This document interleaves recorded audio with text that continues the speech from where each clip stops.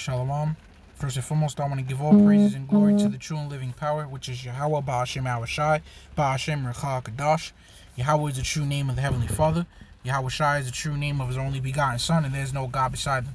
And I want to give double honor to the apostles and elders of the great millstone who definitely rule well, and honor and citations to the elect. Alright, so, this is going to be a reality check type lesson, which damn sure,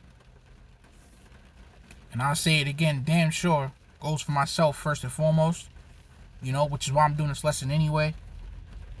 Alright? But to also share it, because when we do these lessons, it's because we learned the lesson first. And then we come on here because the scriptures say, the scriptures say, Isaiah, I just want to, remind brothers how serious this truth is, man. It ain't no, it's no joke. Your faith levels have to be up. Okay? Salakia. So, it's Isaiah chapter, no, this is a good one too. But I'm thinking of Luke, the 22nd chapter, I believe, is sin, which is what Yahweh Shai said.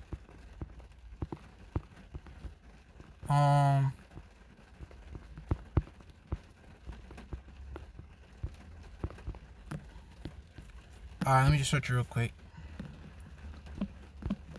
Salaki, bear with me.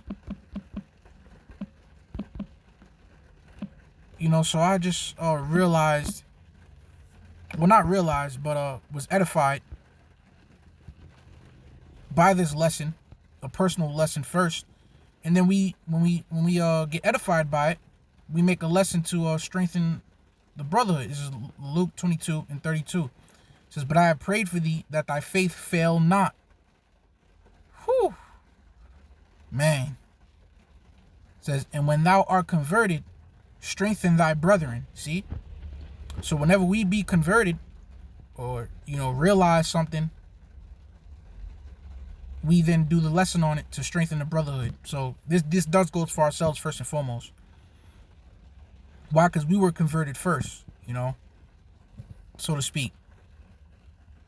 And, I don't want to delay getting to the lesson. Pretty much, I was talking to my pops on the phone. We was like 30 minutes in the conversation, man. Just talking about this and that. And yeah, and 30 minutes in the conversation, bro. And soon as I mentioned the jab, which of course I said the V word, so nobody taking that jab, right? Talking about my household. And he said, nah. And then pretty much he said, which he don't know, man, but he said, man, it's gonna take a couple of them to hold me down and put a jab in me. And, may Yahweh Shema Shai, cover him, man, because it's not about our flesh. It's about the spirit. But, right after he said that, the phone hung up and clicked off, man.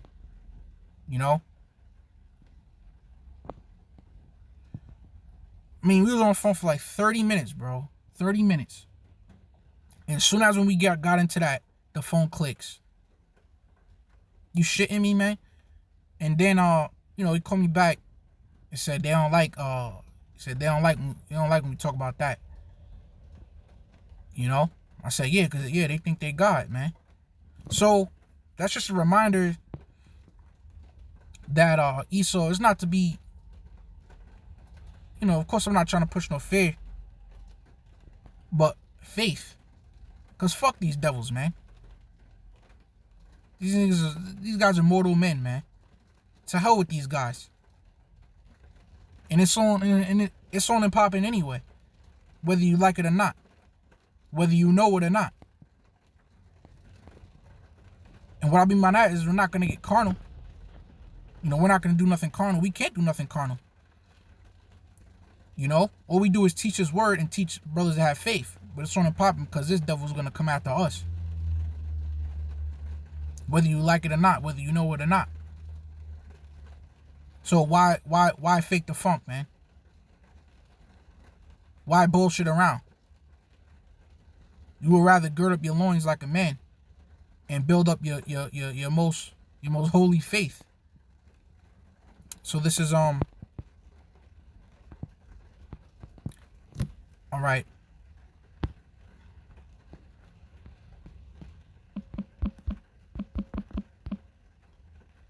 This is Psalms 10 and 8.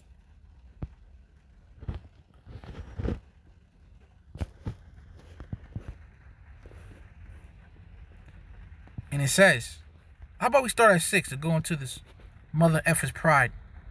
Really? Man. Alright, I'll get into the point, man. It says, but you brother can start and read if you want. Psalms 10, you can start at the top, right? It says Psalms 10 and 6. He hath said in his heart, I shall not be moved, for I shall never be in adversity. See? He said not move. What? Moved out of rulership and moved as far as having fear. You think that he just always going to be the rulers of the planet Earth.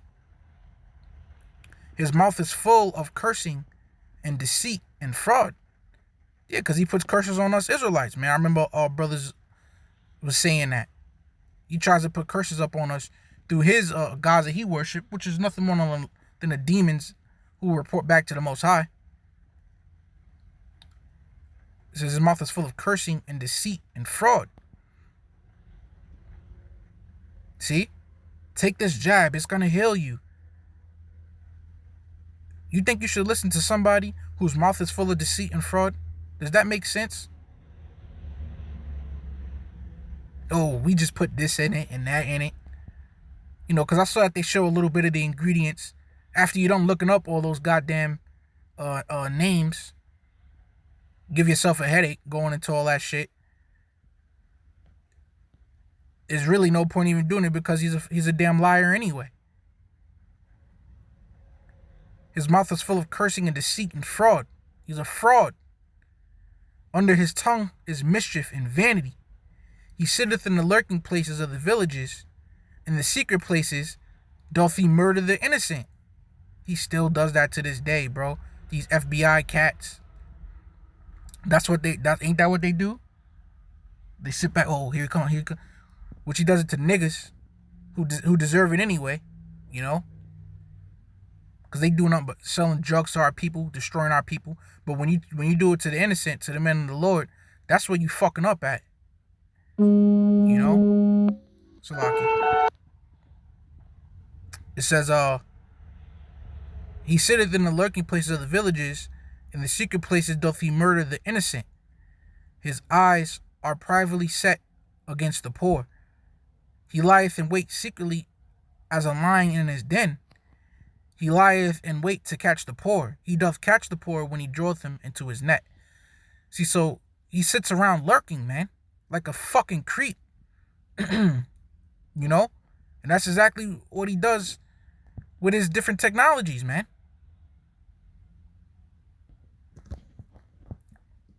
You had an episode of South Park with Jeff Bezos, and it showed Jeff Bezos looking at somebody through their computer, listening to people through their Amazon Alexa. And yes, they listen to you. There was a case on the news, you could look it up, of a guy. Yeah, I think he murdered his wife by accident. And how did they catch him? They rewinded his Alexa, and they heard everything, and they locked his ass up off of that. So these Amazon Alexas, they're listening to you.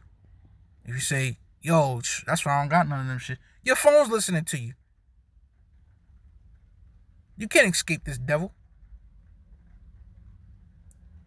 You know? And that's why I still use old school flip phone. Well, if you got a TV, he's listening to you. Looking at you through the TV, through your laptops, through your phones, listening to you. You know? because your phone has a built-in mic and it's always on. So that is part of this devil lurking, always lurking among you, man. Now he doesn't have to physically do this anymore. He doesn't have to physically sit in the lurking places anymore.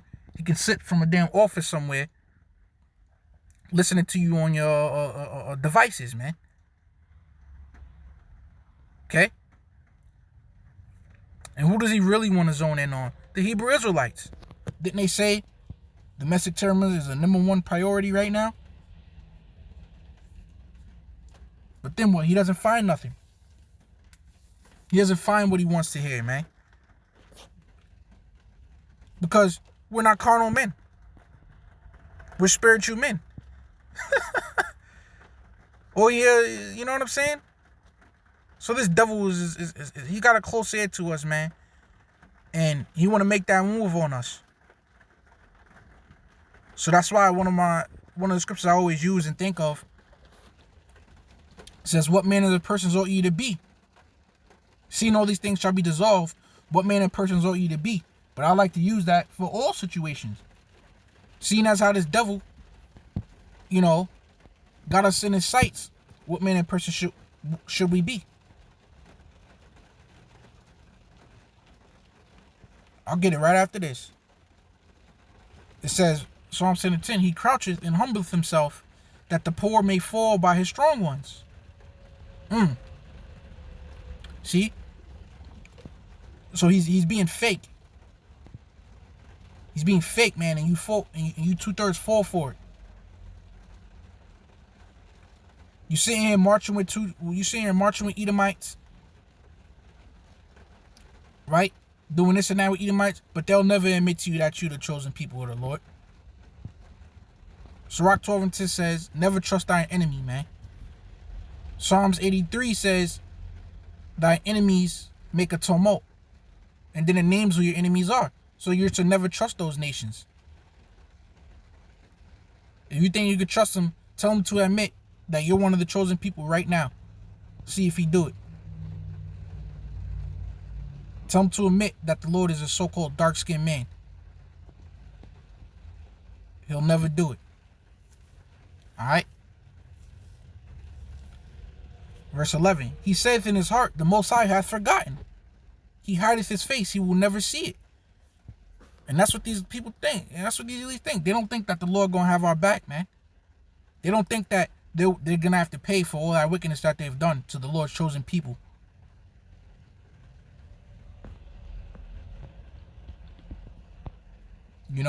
It's another Salaki. Alright, Salaki.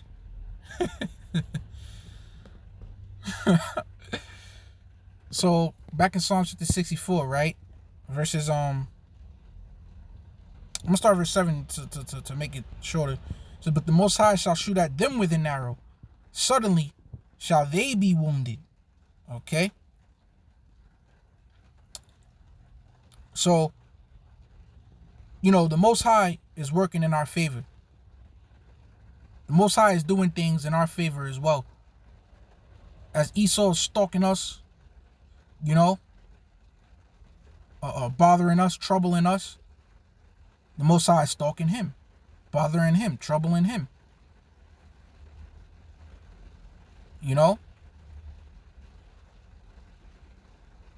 So that just reminds me,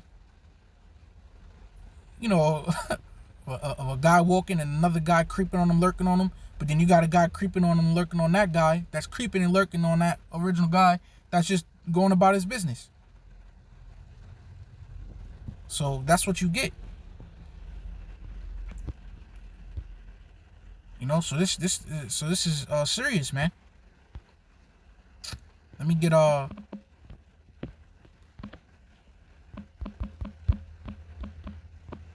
going into what manner of person that we should be. This is Matthew chapter 7, verse 24. Therefore, whosoever heareth these sayings of mine and doeth them, I will liken him unto a wise man which built his house upon a rock. And the rain descended, and the floods came, Okay? The flood is going into our enemies coming down unto us, because they have no other choice but to get carnal. And the winds blew and beat upon that house, so they're going to test us. They're going to try and put some of us to death. They're going to have some of us on a run somewhere as a pilgrim. They're going to have some of us locked up in a concentration camp. That's all a part of the winds beating on that house. The floods bashing up against that house, really putting it to the test. But guess what? It fell not. And it fell not. You couldn't break them. Why? For it was founded upon a rock. What's that rock? Yahushua. Okay? Yahweh Shema Shai. Because what did Yahushua say? Revelations 3 and 10. Because thou hast kept the word. Whoo! Damn, this matchup perfect. God damn. You know? Matthew 7 and 24. Therefore, whosoever heareth these sayings of mine and doeth them, right? Hear the sayings and do them.